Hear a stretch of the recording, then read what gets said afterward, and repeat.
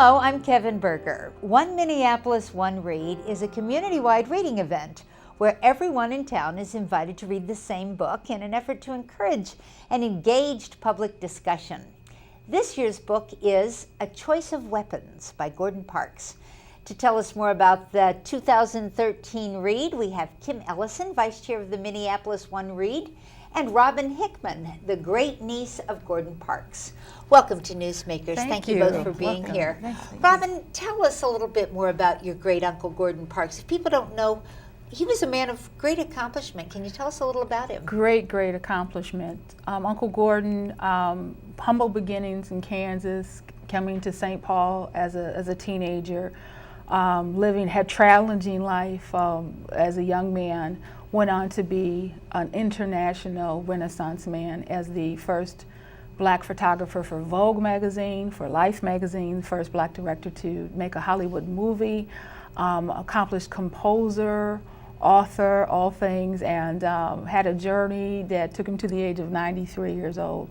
So just an incredible story, and I'm just overjoyed about One Reads and the many people of all backgrounds who will bask in the glory of Gordon Parks. And Kim, his book, how was it selected? How did you choose that book? Well, because this is the third year, we have a following of people who are interested in the One Minneapolis One Read and the book that we choose. And so we had people write in to recommend different books. We had a steering committee that then read the books and narrowed it down to just a few, and then voted on this one book. And I know there was a concern that this was not a living author, but we talked about how his legacy through his relatives is still alive. And the book choosing committee was very adamant that this was the book they wanted to share with the community. So in the past, the authors have been in town who visited, have made connection with readers. Robin, is that going to be kind of your role? I think, well, I could never say mine, but we have a huge family here. But I had such an incredible walk with my uncle. To be his great niece is a great honor. To be his sister's granddaughter is a great honor. But to have walked with him professionally, he inspired me to go into media production and to take my rightful place in that field.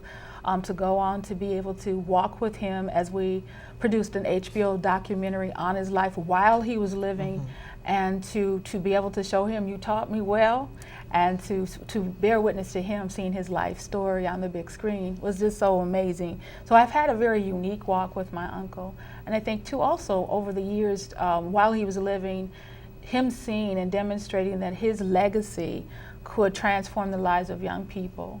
Many of the young people that he was just concerned about the plight of young people. My last visit with him in New York, he talked about his concerns for what's going to be the destiny of young black men.